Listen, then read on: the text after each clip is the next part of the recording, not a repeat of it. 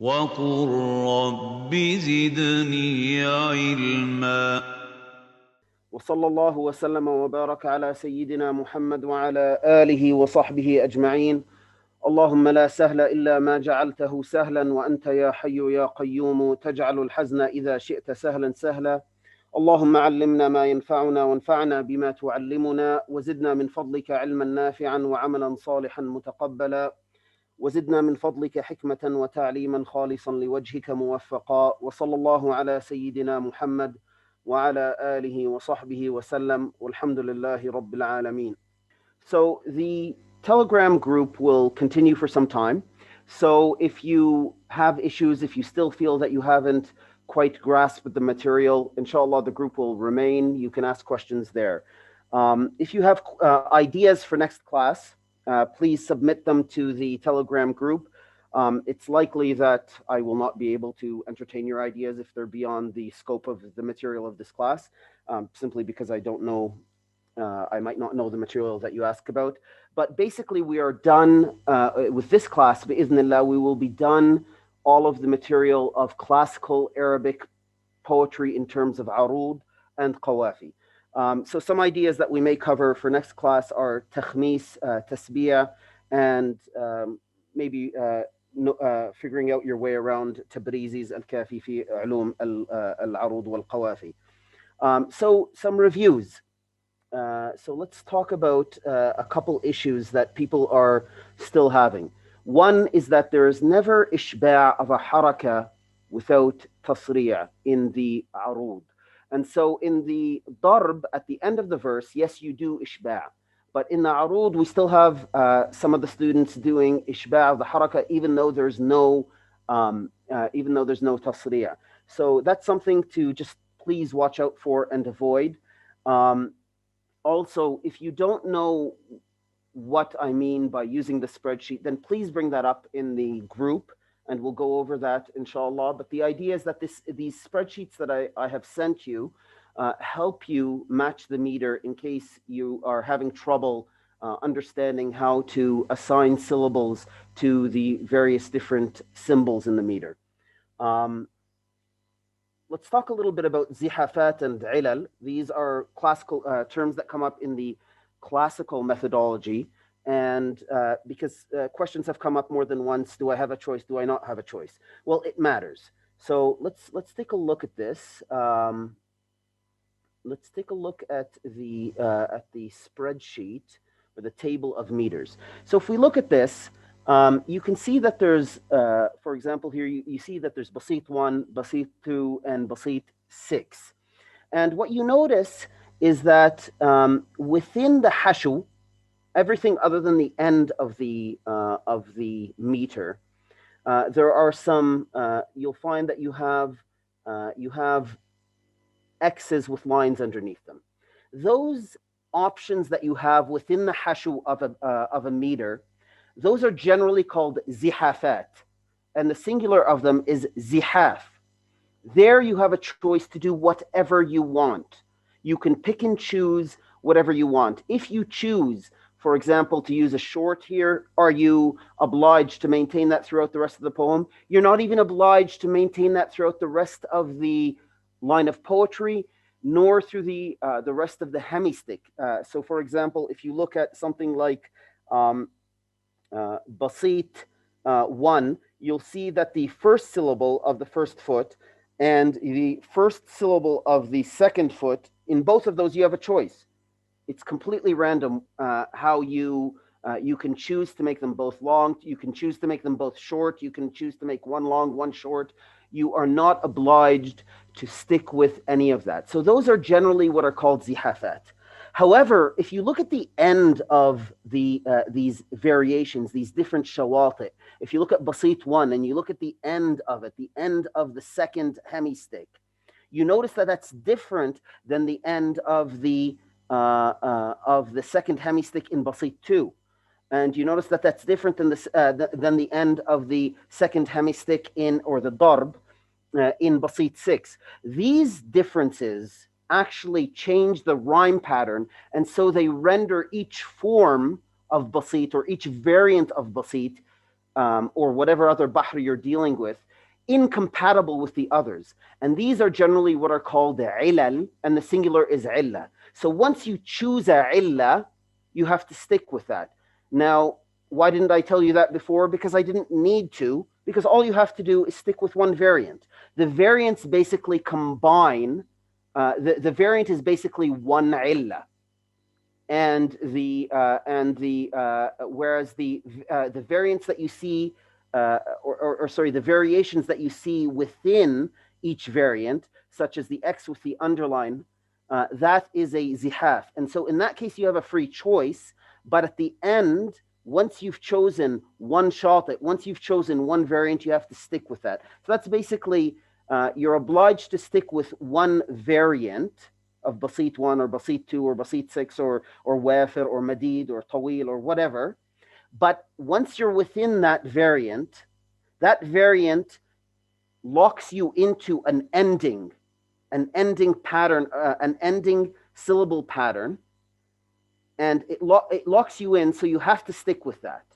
But you don't have to stick with any of the choices that you've made within that meter, except for what we've discussed, or within that variant of the meter, except for what we've discussed earlier, such as, for example, if you're using rajaz or sari'a or munsarih to compose shi'r as opposed to rajaz, then you must control yourself and not use three consecutive short syllables. Okay, so is that clear before we go on to today's lesson? Okay, so it's not clear.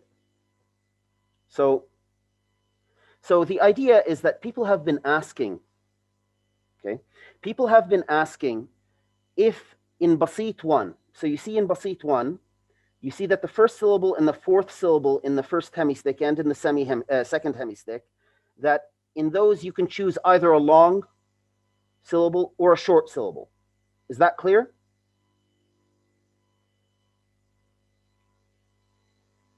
Okay, so do you have to adhere to that?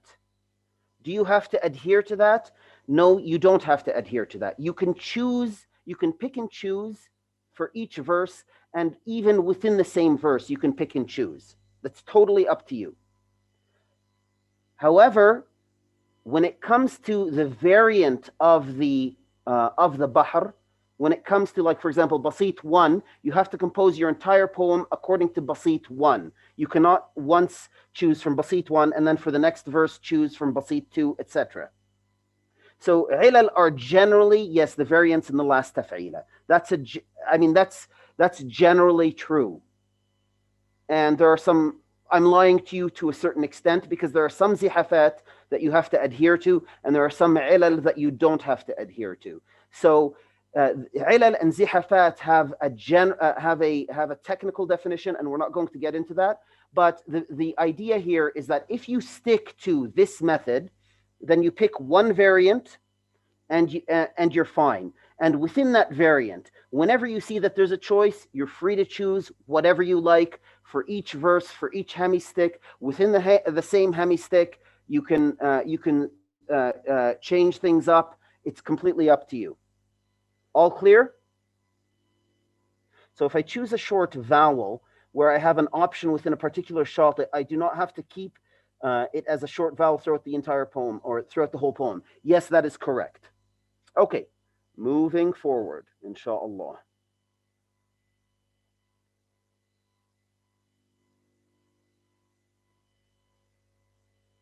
Okay, so what are we going to cover today? What we're going to cover today, inshallah, is rhymes or qafiyah in shi'r and rajaz. قال المصنف غفر الله له ولوالديه آمين. قافية الشعر في آخر الضرب من كل بيت وفي آخر عروض البيت المصرع. So the rhyme, when it comes to shi'r, is at the darb, is at the end of the poem.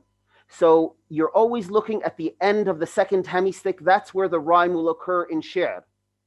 In addition to that, في آخر عروض البيت المصرع, when it's the first verse and the poem and the poet has chosen to make the first verse have an internal rhyme, meaning have tasriya, then it will rhyme there as well.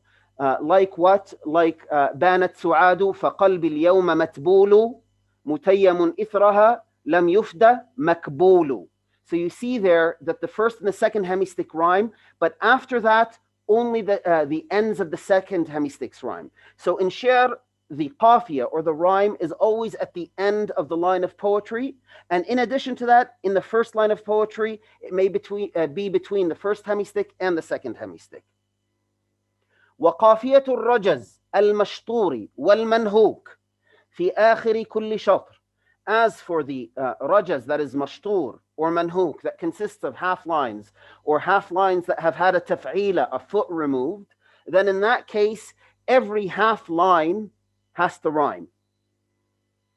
وَجَمِيعُ هَذِهِ الْقَوَافِي مُوَحَّدَةً. And all of these qawafi in such poems are all united, are all unified, that there must be one qafiyah for the entire poem. أما قافية الأرجوزة المزدوجة ففي العروض والضرب من كل بيت مستقلة عما سواها من الأبيات. As for the dual urjuza that can be both from Rajaz 4 or Sari'a 7, the rhyme there is between the arud and the darb. It's like every bait is musarra, and every bait has its own, or every verse has its own rhyme. So every verse has its own rhyme, and the rhyme is between the arud and the darb. So that's where the qawafi occur. That's kind of a review. Is that clear to everyone before we go forward?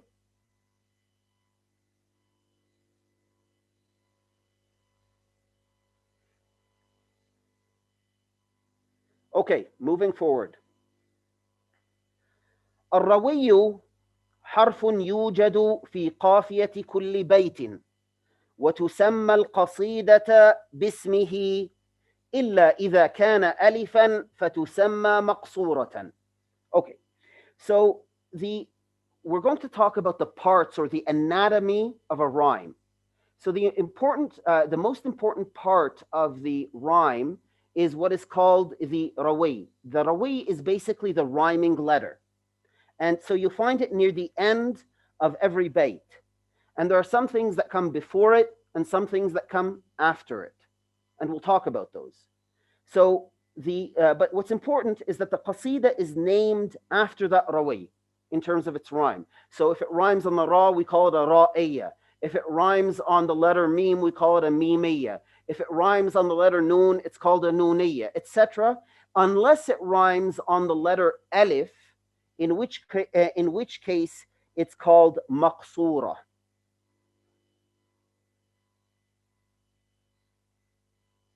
So an example of a lamiyya is the mu'allaqa of Imru al-Qais, where he says, for example, one of the verses from there, أغرك مني أن حبك قاتلي وأنك مهما تأمر القلب يفعلي. So you see that this rhymes on the letter lam. The letter lam here is the rawi. And your homework, record it from now, please, is to tell me why this bait is not musarra. This bait does not have an internal rhyme.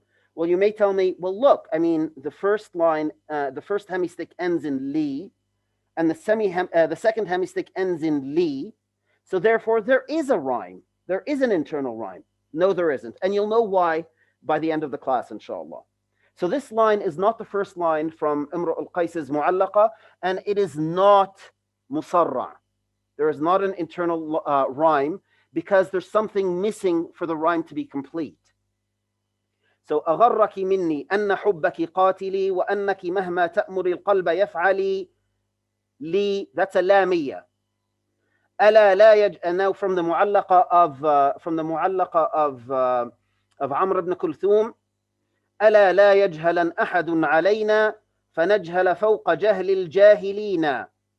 So you notice that the rhyming letter here is the noon, And this poem is called a Nuniyya. And also this verse is not musarra, despite it the first hemistick ending in na and the second hemistick ending in na. And so that's also your homework. Why is that not musarra? What is missing for that to be musarra?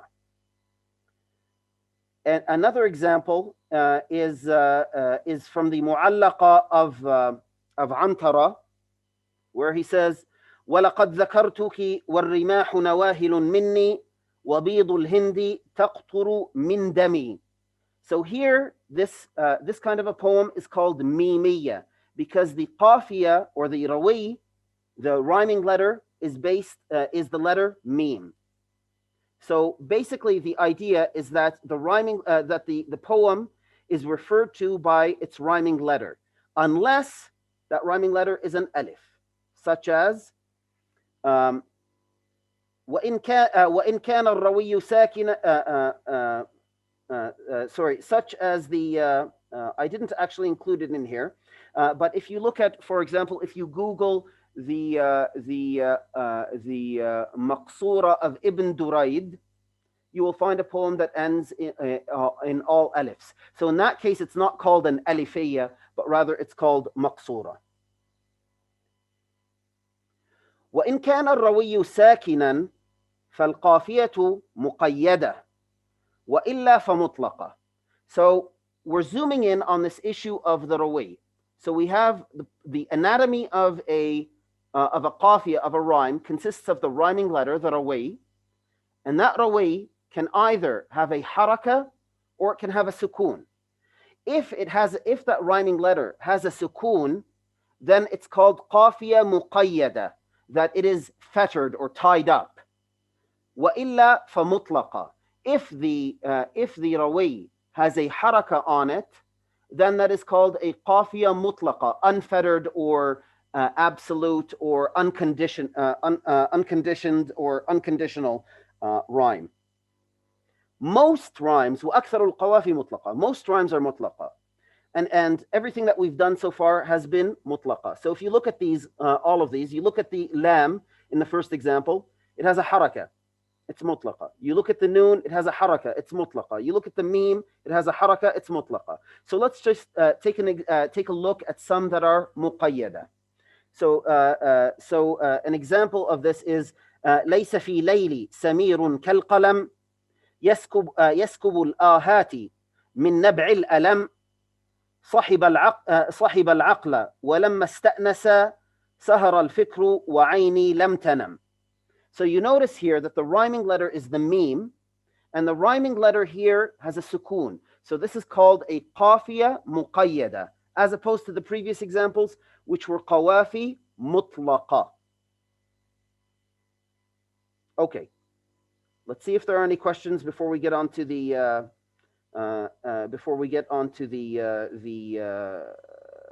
more interesting parts.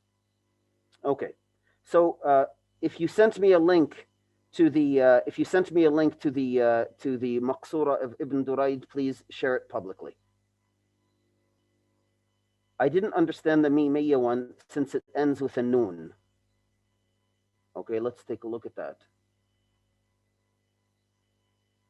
Okay, so the third one here, if you take a look, it ends in a meme. So وَبِيضُ الْهِنْدِ تَقْطُرُ مِنْ دَمِي. So that's a mimiyya. The one before it is a nuniyya, and the one before that is a lamiyya. As for this one, this is a mimiyya, but it is muqayyada, not mutlaqa. So mutlaqa, so we've taken the rawi, but the rawi can be one of two states. It can be sakin, or it can be mutaharrik. If it is mutaharrik, then it's called a qafiyah mutlaqa. If it is sakin, then it is called a qafiyah muqayyada. Is that clear? Right, demi versus minni, because the issue is that the rhyme always occurs at the end of the second hemistick, not the first. Okay, if you do ishba at the end of the second hemistick, does that have to be repeated in every verse? So when can you do ishba' of the second hemistick? You can only do ishba' of the second hemistick when there's tasri', and that's only done in the first verse of the poem.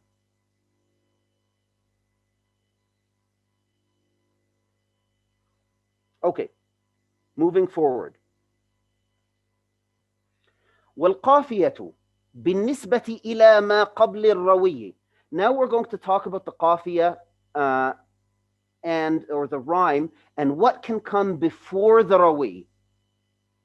Okay, because there are some things that can come before the rawi and some things that can come after the rawi.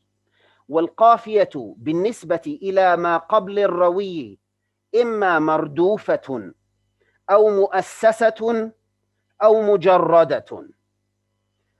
Regarding the rawi, the rhyming letter, if you have a ridf before it, and we're going to talk about what a ridf is. If you have a ridf before it, then that is called a qafiyah mardufa. If you have ta'sis before it, then that's called qafiyah mu'assasa. And those are mutually exclusive. You can't have them both. So if you have a ridf, it's called qafiyah mardufa. If you before the rawi. If you have ta'sis before the rawi, then that is called qafiyah mu'assasa. If you have neither, then that's called qafiyah mujarrada. فإذا سبق الروي حرف مد فهو ردف. How do you know if you have a ridf? If there's a harf mad right before the rawi, then that is called qafiyah mardufa. Okay, so you have this rhyming letter. If there is a med before it, and yes, we're going to take examples. If there's a med before it, then that's a qafiyah mardufa. وإذا سبقه ألف بعده صحيح متحرك فهو تأسيس. If you have before that rhyming letter a alif followed by a letter, a sahih letter, meaning not an alif waw or ya, that has a haraka on it, then that is called ta'sis. And the additional letter that occurred between the alif and the rhyming letter is called the dakhil. والحرف الصحيح دخيل.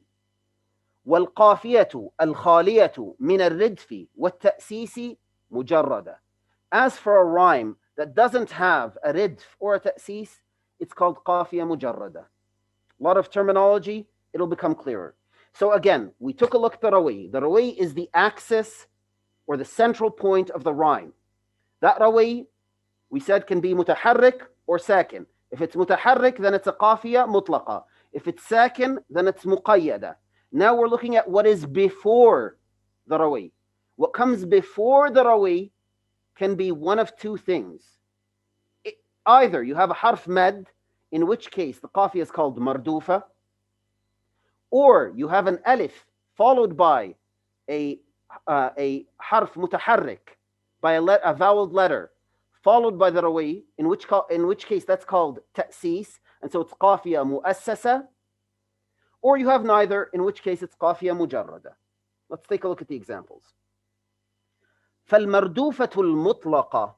So we're going to look first at the mardufa that is mutlaqa. What is mardufa mutlaqa? So this qafiyah is mardufa. It has a ridf, so it has a harf mad before the rawi, but the rawi is mutaharrik. So it's both mardufa and mutlaqa. So let's take a look at this. وحوار لو أن لليل قلبا لاكتفى عن ترصد الأقمار. So when we look at this al-aqmari, what is the rawi here? The rawi is the ra. And what is the ridf before it? The alif. So this is mardufa mutlaqa. Why is it mardufa? Because there's an alif before the rawi. Why is it mutlaqa? Because the rawi, which is the ra, has a haraka on it. If we look at the next line, إن الرسول لسيف يستضاء به مهند من سيوف الله مسلول. This is also mardufa mutlaqa. Why? It's mutlaqa because the rawi is the lam, and the lam has a haraka on it. It's mardufa because that lam is preceded by a harf mad, which is the waw. So the waw is the ridf, and the lam is the rawi, and it is mutaharrik. If we look at the third line, we see حتى وضعت يميني لا أنازعه في كف ذي نقمات قيله القيل. So we see the lam again is the rawi, and it is mutaharrik. So therefore, this is a qafiya mutlaqa. It's also mardufa. Why? Because before the lam, there's a harf mad, which is the ya. So here's an example of qafiya mutlaqa that is mardufa. The first one with an alif, the second one with a waw, the third one with a lam. Any questions before we move forward? The third one, yes, the third one is with a ya. Sorry if I said something else. So it's an alif, then a waw, then a ya. Going back to one of the earlier questions, I realized that I had misunderstood it. So when we say if you do ishba at the end of the second hemistick, I read that as the first hemistick when I first answered the question. So if you do ishba at the end of the second hemistick, that's the rhyme. That's where you're doing the rhyme. So yes, that has to be repeated in every verse. Okay. Any questions before we go on? Moving forward.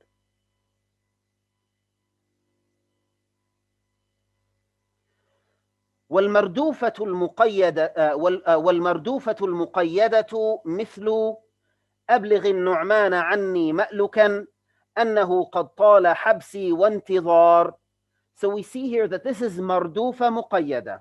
Why is it mardufa? Because before the rawi, which is the ra, there's a harf mad, which is an alif. And the rawi itself has a sukoon on it. So therefore, it is a qafiya muqayyada. So here we have an example of something that is of mardu, a qafiya that is mardufa muqayyada. So all of these are examples of ridf. So when you have a ridf, that simply means that before the harf mad, before the rawi, you have a harf mad. That makes it marduf. Moving forward, what is ta'sis? So we said ta'sis is where you have an alif followed by another letter that is mutaharrik, followed by the rawi. So if we look at this example, this is the first verse is an example from Hassan bin Thabit radiyallahu anhu. He says, إذا عضل سيقت إلينا كأنهم جداية شرك معلمات الحواجب. So what we see here is that the rawi is the ba, but before the ba, there's an alif followed by another letter. So the alif here is called the alif of ta'sis, and the jim here is called the dakhil. And so we have what this is called here, this kind of a rhyme, is qafiya mu'assasa, because there's a ta'sis. So whenever you see before the rhyming letter, which is the rawi, the ba here, before it,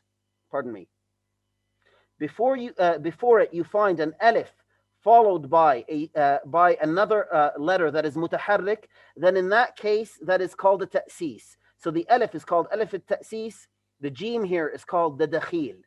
Okay, so you notice that here this is a ta'sis, and so this is a qafiya mu'assasa.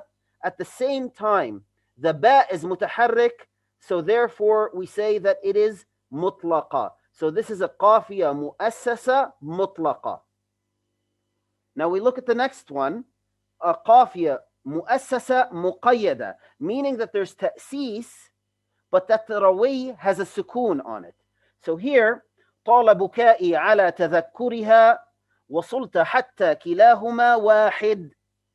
So here, the alif of wahid is the alif al-ta'sis, the ha is the dakhil, and the dal is the rawi.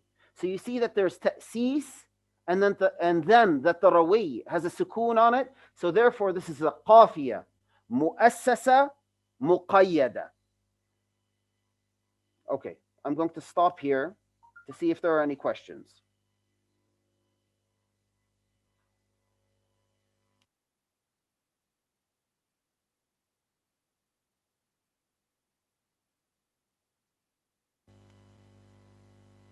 question about قافية مردوفة مقيدة. The last syllable ends up being extra long. How is that handled in terms of meters? It can only be handled by certain meters. So only some meters will allow that. The dakhil is the letter that comes after alif al-ta'sis. So you have an alif ta'sis, then you have a sahih mutaharrik, that's called the dakhil.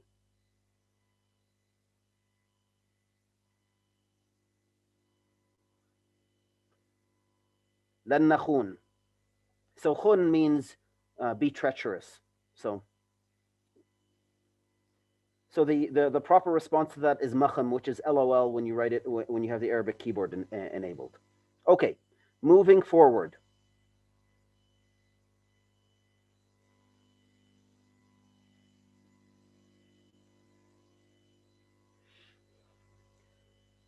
والمجردة المطلقة. Now we're going to talk about rhymes that have no ta'sis and no ridf. So in this case, they are mujarrad. So an example of a mujarrad, of a qafiya mujarrada mutlaqa, is al-khaylu wal-laylu wal-bayda'u ta'rifuni wal-sayfu wal-rumhu wal-qurtasu wal-qalamu. So as you see here, we look at the meme. The meme is the rawi. The meme is mutaharrik. So therefore, it's mutlaqa. At the same time, before the meme, is there a harf med? No, then it's not mardufa. Is there a ta'sis? Is there an alif followed by another letter before the meme? No.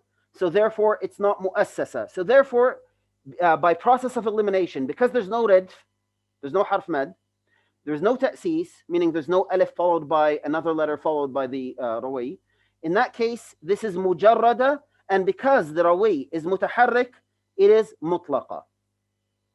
والمجردة المقيدة مثل أتهجر غانية أم تلم أم الحبل واهن بها منجذم.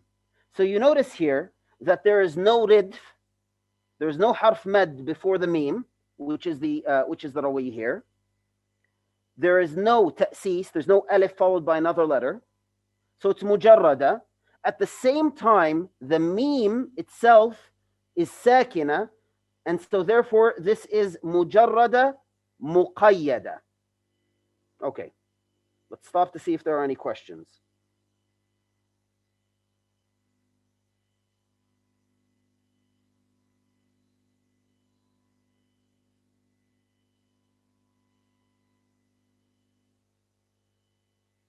Okay, in the second example, should the word wahid not be mutaharrik? Okay, let's go back to slide 10.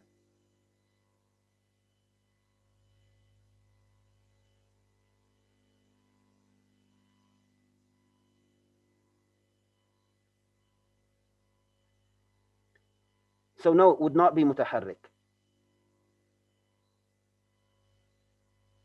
The entire rhyme structure of this poem all ends on a dal that is sakina. That's the entire rhyme structure here. So you have to stick to this rhyme, which is a dal that is sakina throughout the entire poem. Okay, can you repeat this, please? Mujarrada muqayyada. Okay.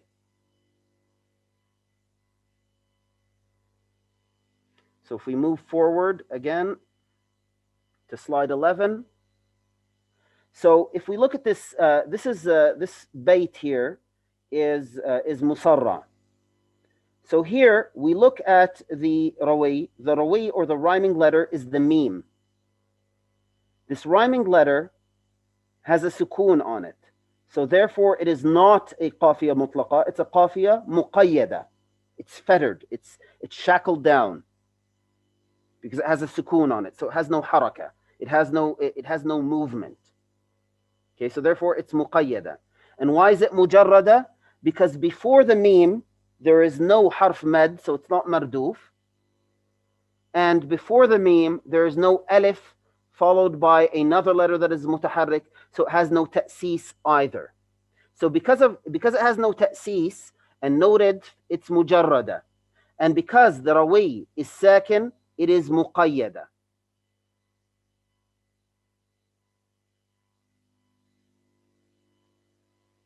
All good? All clear? All right, moving forward. Well, let's see. Seems like a question just came up.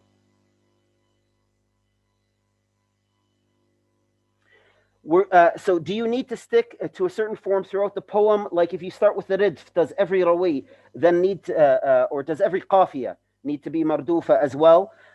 Yes, and we're going to get to that, inshallah. We're going to talk about what has to be unified in all of the qawafi for a qafiya. So let's get there, inshallah.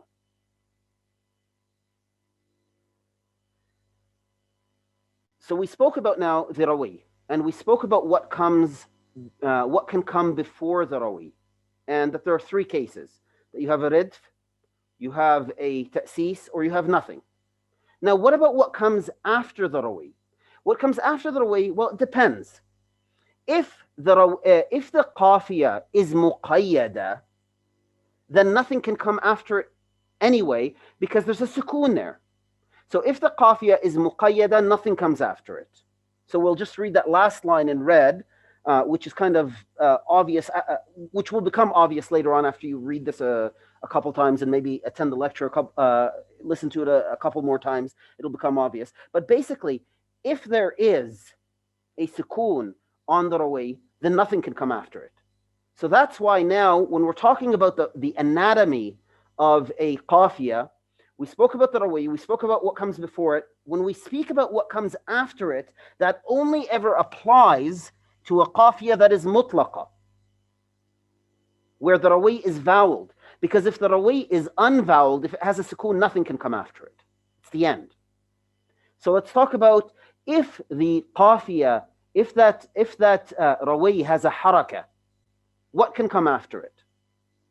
روي القافية المطلقة موصولة بحرف مد. So as you know, you cannot stop on a mutaharrik. So you have to have a sila. So what is that sila? Well, usually it's a harf mad, but there are other cases as well. So what are those cases? بحرف مد, that's number one. أو هاء ساكنة, that's number two. But something can come after that ha. وَإِن تَلَى هَاءَ الْوَصْلِ حَرْفُ مَدٍ سُمِّيَ خُرُوجًا. So you can have basically three cases when you have a qafiya mutlaqa. After the rawi, you can do sila.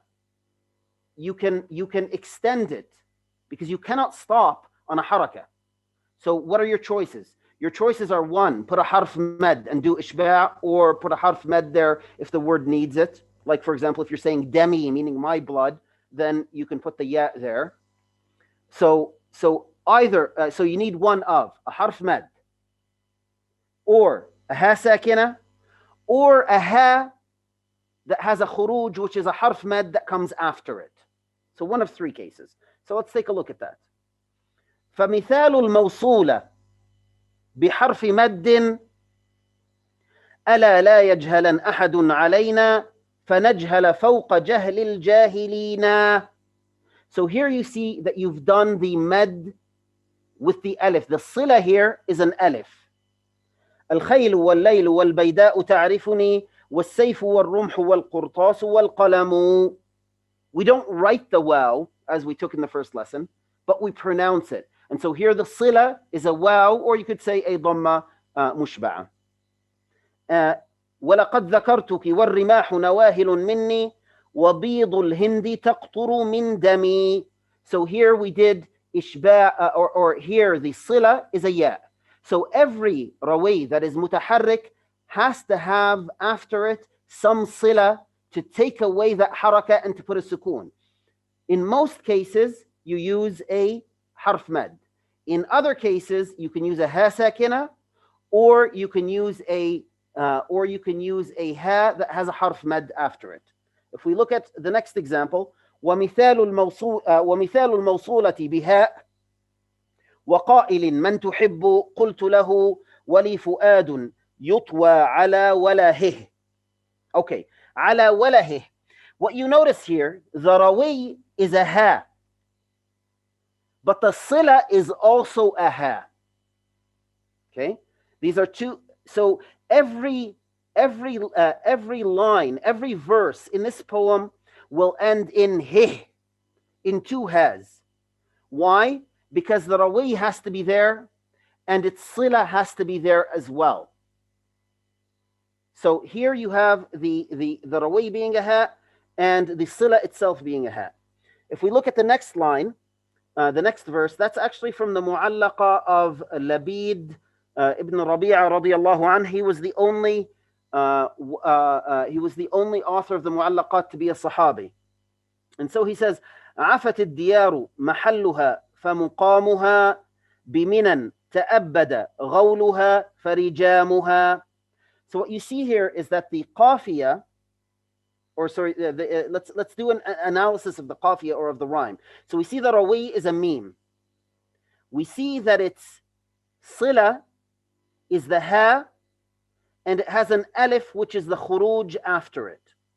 So every single verse in this poem has to end in muha.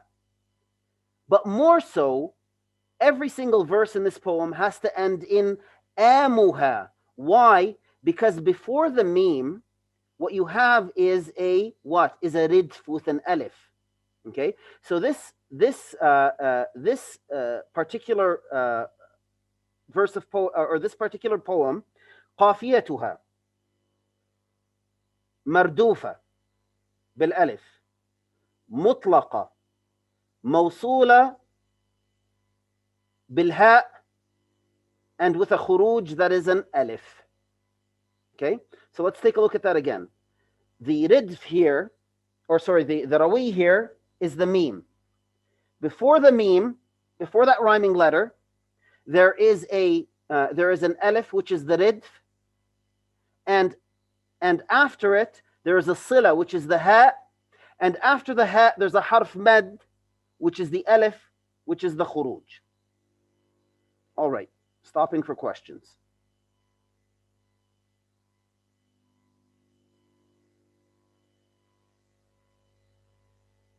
Why do you need to use a sila?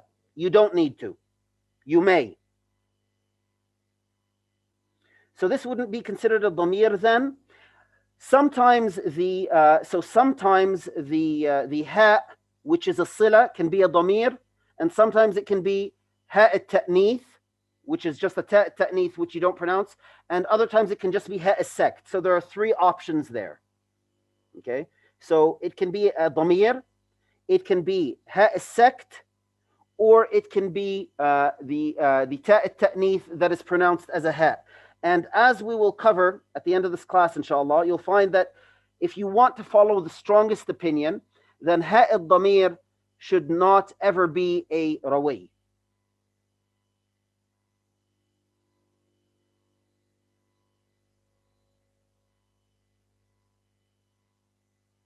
In this example, would the meme always have to have a dhamma as well?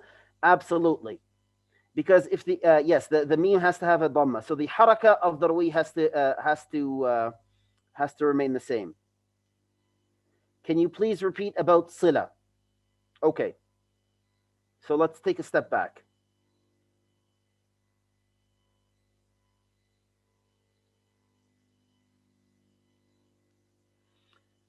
So whenever a qafiyah is mutlaqa, that means that the rawi has a haraka on it. And because the rawi has a haraka on it, you cannot stop on a haraka. So you have to do some form of a sila. You have to give it some form of a sakin to stop on.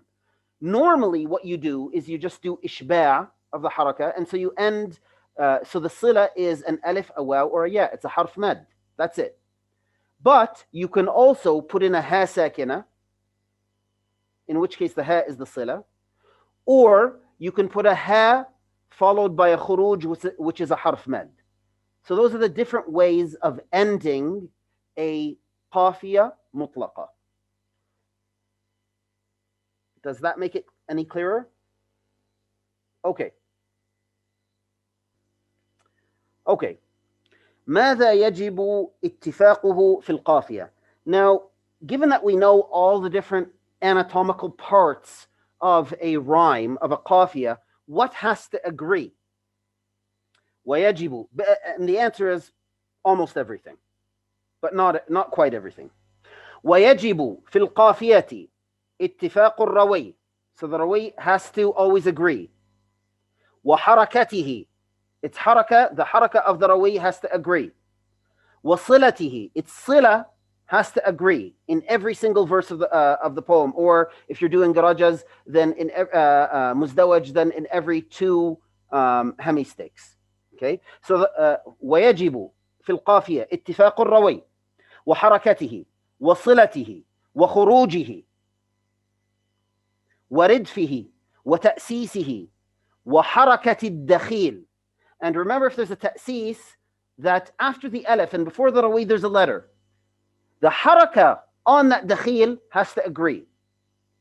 لا حرف الدخيل, but the دخيل itself doesn't have to agree. So if you were to say مكارم and مظالم, that would be a valid rhyme. Why? Because مكارم, the دخيل here is a ra. مظالم, the دخيل here is a lam. But the حركة is the same, and that's what matters. ولا يجب اتفاق حركة ما قبل الروي في القوافي المجردة. So if you have a قافية مجردة, and in one case you say, for example, an, in the second one you could say in, and that would be valid. وتجتمع الواو والياء في أردف القصيدة الواحدة.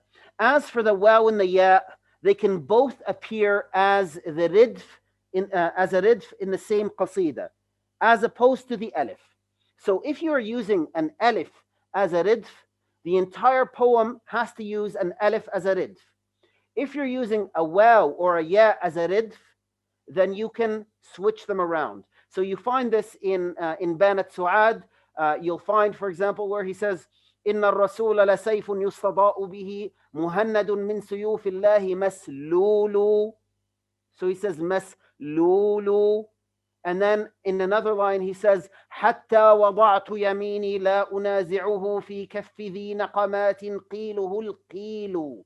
So you notice that he uses a waw in some places and a ya in other places. So you can switch between the ridf of the waw and the ya, but you cannot, if you choose an alif, then you have to stick with an alif. Okay, all good? Let's take a look at the questions. Okay, moving forward. And what you'll notice as well in the Quran is that you'll find this in the Quran as well, that you'll sometimes find at the end of a verse a waw followed by of course the Quran is not poetry, but some of this terminology is useful in analyzing the rhyme structure or the rhetorical structure or the devices that are used in the Quran. And so you'll find that, for example, ina and una will appear in consecutive ayat as rhymes. And so this idea of the ridf that is found in poetry is also useful in understanding some elements of the Quran and its linguistic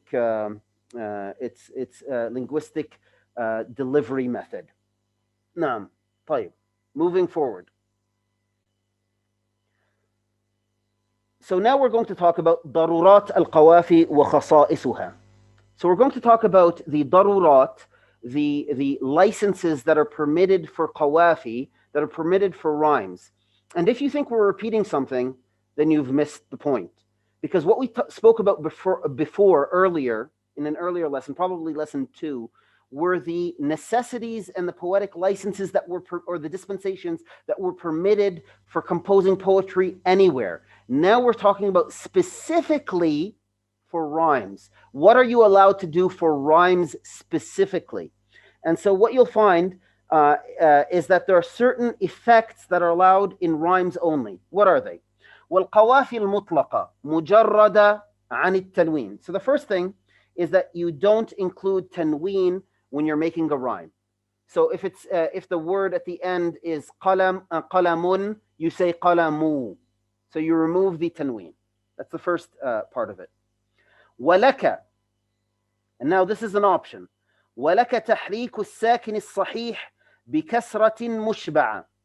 If there's a sakin صحيح, if there's a sakin that is not a harf mad at the end of where you need a qafiyah, and it would normally just take a sukoon, you can put a kasra there if that's what you need for your rhyme. And we'll take a look at an example there. ولك تخفيف المشدد. And if there's a shadda and you need to remove the shadda for the rhyme, you may do so. ولك تحريك أوسط الثلاثي الساكن. Now imagine that you have a letter consisting of a word consisting of 3 letters, and the middle one is sakin. And for the rhyme, you need to put a haraka there, you may do so. Let's take a look at examples. So the first one is the first verse gives you an example of where you would use you are permitted to change the sukoon into a kasra mushba'a. So this line is the first verse is musarra. So the poet says atatlubu layla wahya fika tajallati. So the asl here is that this is ta'nith. So the feminine ta at the end of a verb, it should have a sukoon on it. But because we want to do a rhyme on it, we are permitted to put a kasra mushba'a here and no other haraka. So instead of saying atatlubu layla wahya fika tajallat, we say tajallati. وتحسبها غيرا وغيرك. It should be وغيرك. I'll fix that in the slide, not وغيرك. وغيرك ليستي. Again, it should be ليست. But for the sake of the rhyme, we are permitted for rhymes to change a sukoon, into a kasra mushba'a. Like, for example, normally you would say lam yanam, he did not sleep. So you could say lam yanami at the end of a verse of poem, if you needed that, or at the end of a verse of poetry, pardon me, if you needed that for the rhyme. An example of tahrik awsat al-thulathi al-sakin. So here where we are putting a haraka on the middle letter that would normally take a sukoon is like in the word hulm. وكيف يدرك في الدنيا حقيقته قوم نيام تسلوا عنه بالحلم is what the default should be. But because the rhyme needs a haraka, we say بالحلم. So you can do that in the last foot for the sake of the rhyme. Okay. Let's see if there are any questions before we move on. So the khuruj is the harf mad that comes after the ha that's a sila.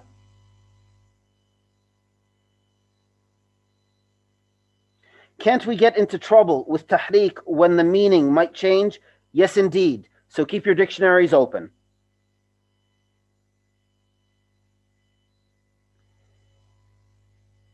If I am to understand that the last letter has to be the same at the end, how do we view the jazariyya? So the jazariyya is an urjuza muzdawaja. So because it's an urjuza muzdawaja, every line has an individual rhyme. So that's a special case. The arajis, these didactic poems that are for the sake of teaching different subjects, they apply the rule that each verse has a separate qafiyah, has a separate rhyme.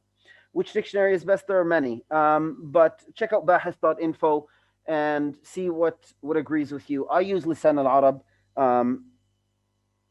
Is there an example for removing shadda? Yes, there is. I will give you an example verbally right now. So the example from a manzuma ilmiya, ideally I should be quoting actual poetry as opposed to didactic verse, actual shi'r as opposed to didactic verse. But the example that comes to me off the top of the head is where in Amud al-Nasab they talk about the lineage of the Prophet ﷺ. He says, النسب الذي عليه اتفق كل الوراء بالنبي أشرق أحمد وعبد الله عبد المطلب وهاشم عبد مناف المنتخب ابن قصي بن كلاب مرة كعب بن لؤي غالب بن الغرة فهر بن مالك. So he says فهر بن مالك ونضر ذو السكة كنانة خزيمة ومدركة. So ذو السكة, it should be ذو السكة. So he's talking about the man of the path, of the golden path, or of the golden lineage. And so instead of sikka, which means a road, he says sikka so that it can rhyme with mudrika. So that would be an example.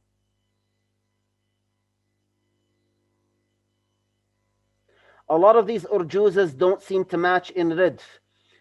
Rewrite them, please. I feel your pain. Isn't it the case that you have to start with a haraka and end with a sukoon? Yes, that is the case. So why are we now adding a haraka at the end, here and there? Oh, but it's mushba'. It's mushba', and so therefore it's a ya. So atatlubu layla wa hiya fika tajallati wa tahsabu, because you need it for the meter and for the rhyme. What did you just then quote for the shadda?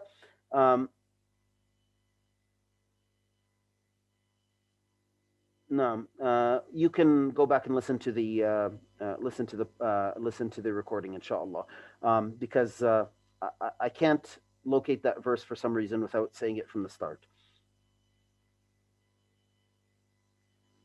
You mentioned about didactic poems. You can't do that in proper poems.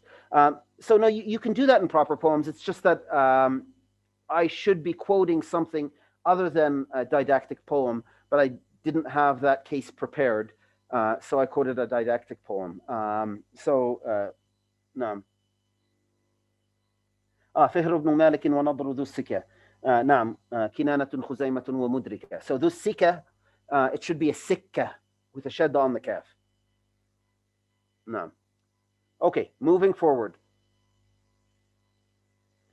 Now, ما لا يصلح رويا. What cannot be a rawi? So certain letters cannot be a rawi. ولا يصلح أن يكون رويا حرف المد. I'll fix the slide, inshallah. So حرف المد should not be a rawi, with the exception of the alif, although it's not used that often. So you cannot use a waw or a ya when it is a harf med.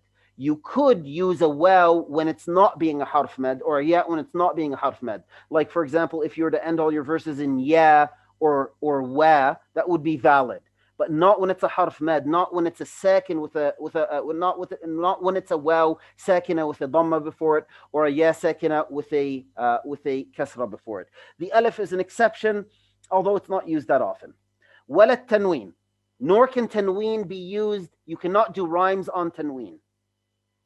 Wala noon at-tawkid. Nor can you use noon at-tawkid as a for rhyming on, whether it's khafifa or thaqila. Wala ha ad-damir. Nor can you rhyme on ha ad-damir if you want to follow the strongest opinion. You can. Some people have rhymed on ha ad-damir, and you know, it's not the strongest opinion, but I mean, if your poetry really needs it, you know, in the worst case, you're going to be criticized a bit. Wala ha'u sakt, and similarly, if there's ha'u sakt, like ma aghna anni maliya halaka anni sultaniyah, in that case, if you were to include something like that, I was using the Quran, which is obviously not poetry, not shi'r. But just to demonstrate an example, so those both ended in ha sect. So if you wanted to rhyme on something like that in Arabic, you would have to rhyme on the letter before it, and the ha sect would just be the sila. Okay, moving forward. We're basically done now. And what is your homework? Your homework, so I'll add to this. First of all, explain why Imra al-Qais's verse, and you can go back in the slides and find it. Explain why Imra al-Qais's verse أغرك مني أن حبك قاتلي وأنك مهما تأمر القلب يفعلي, why that is not مصرعة. Explain why the Amr ibn Kulthum's verse ألا لا يجهلا أحد علينا فنجهل فوق جهل الجاهلين is not مصرعة. That's the second bit of homework. Third, compose a 10-verse qasida. Fourth, compile an example of every type of rhyme. So go through the different forms of rhyme, sit down, say, okay, so there's mutlaqa and there's muqayyada. And the mutlaqa, the muqayyada can be muqayyada mardufa, muqayyada mujarrada, muqayyada muassasa. Give an example of each one of those. Google it. Then go through the mutlaqa, and the mutlaqa will be even more interesting. So the mutlaqa can be mutlaqa mardufa mawsula بألف, or mutlaqa mardufa mawsula biya, or mutlaqa mardufa mawsula biwaw, or mutlaqa mardufa mawsula biha sakina, or mutlaqa mardufa mawsula بها بعدها خروج, which is an alif or a waw or a ya. And then you repeat that for the mutlaqa that is muassasa, and then for the mutlaqa that is mujarrada.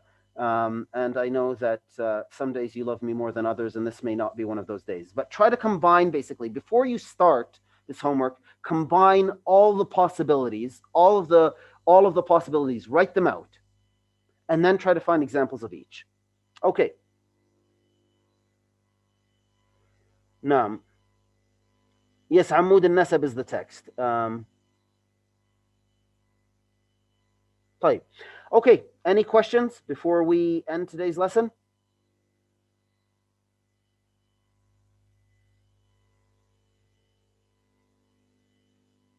Okay, هذا وصلى الله على سيدنا محمد وعلى آله وصحبه وسلم والله تعالى أعلم وأحكم وهو حسبنا ونعم الوكيل. السلام عليكم.